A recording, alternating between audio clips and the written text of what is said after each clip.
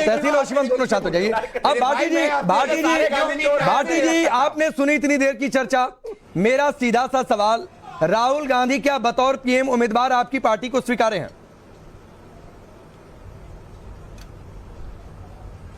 नहीं, ये सवाल आप पहली बार नहीं पूछ रहे हैं, सवाल आप 100 बार पूछ चुके हैं और इसका मकसद मुझे पता नहीं कि क्यों पूछा जाता है ये, जबकि हम बार बार ये जवाब हर बार देते हैं, अब भी दे रहे हैं, जवाब हर बार देते हैं, अब भी दे रहे हैं।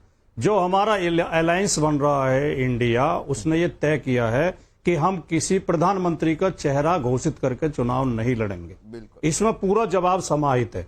और भारत का संविधान ये कहता है, चुनाव प्रणाली ये कहती है कि हमारे यहाँ 543 सांसद चुने जाते हैं, चुनाव के बाद वो प्रधानमंत्री तय करते हैं, जो लोकसभा का नेता होगा वही प्रधानमंत्री होगा। ये प्रक्रिया है पूरी, इसलिए सवाल ही बेबुनियाद हो जाता है। अब चलिए मैं सवाल को थोड़ा सा और रिफाइन कर देता हूं और श्रोता भी समझते हैं। भाटी जी सवाल को मैं और रिफाइन कर देता हूं, आप ही के पास होता है ये सवाल का थोड़ा कंक्लूसिव जवाब मिल जाए मैं चाहता हूं। मान लीजिए 2024 के चुनाव में आपका जो विपक्षी गठबंधन है इंडिया नाम से, उसको संकेत मिल जाता है कि भाई आप सरकार बनाइए, फिर से बैठक होती है, राहुल गांधी का नाम आगे किया जाता है, आपकी पार्टी का स्टैंड क्या होगा? हमें कोई दिक्कत नहीं होगी, राहुल गांधी भी प्रधानमंत्री हो सकते हैं, ममता बनर्जी भी प्रधानमंत्री हो सकते हैं, नीतीश कुमार भी, आपकी पार्टी का फैसला क्या होगा? अखिलेश यादव भी प्रधानमंत्री हो सकते हैं, शरद पवार भी।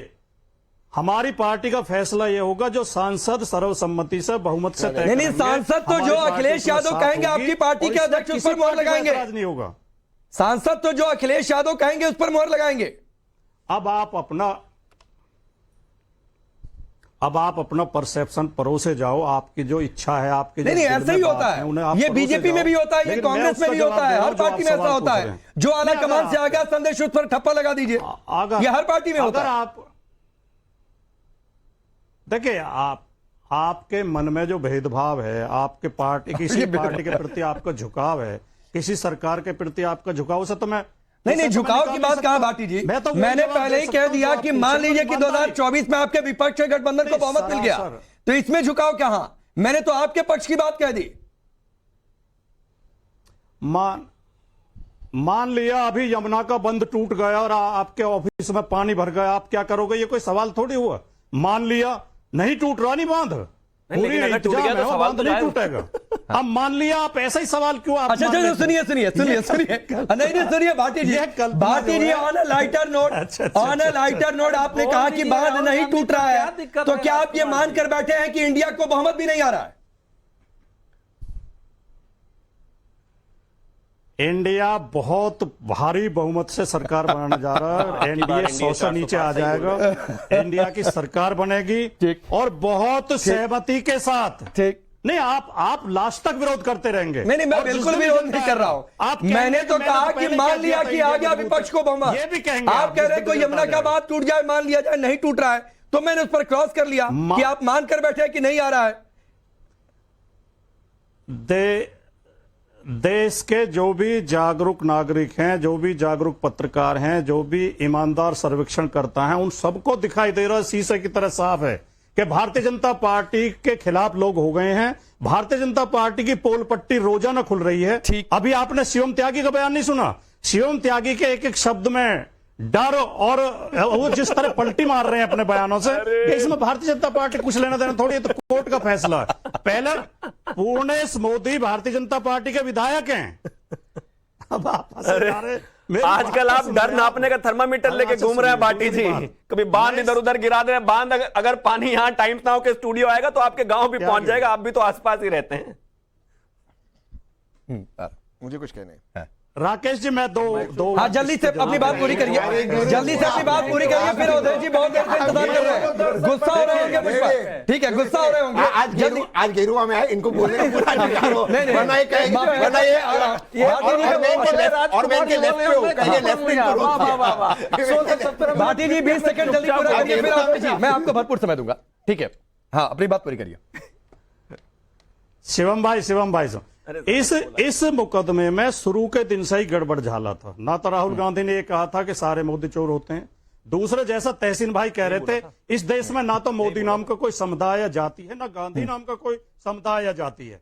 इसे गलत जोड़ा गया। और जो पूर्णेश मोदी मुकदमा डाला जिन्होंने, वो खुद मोदी नहीं है, वो मोदवानी है।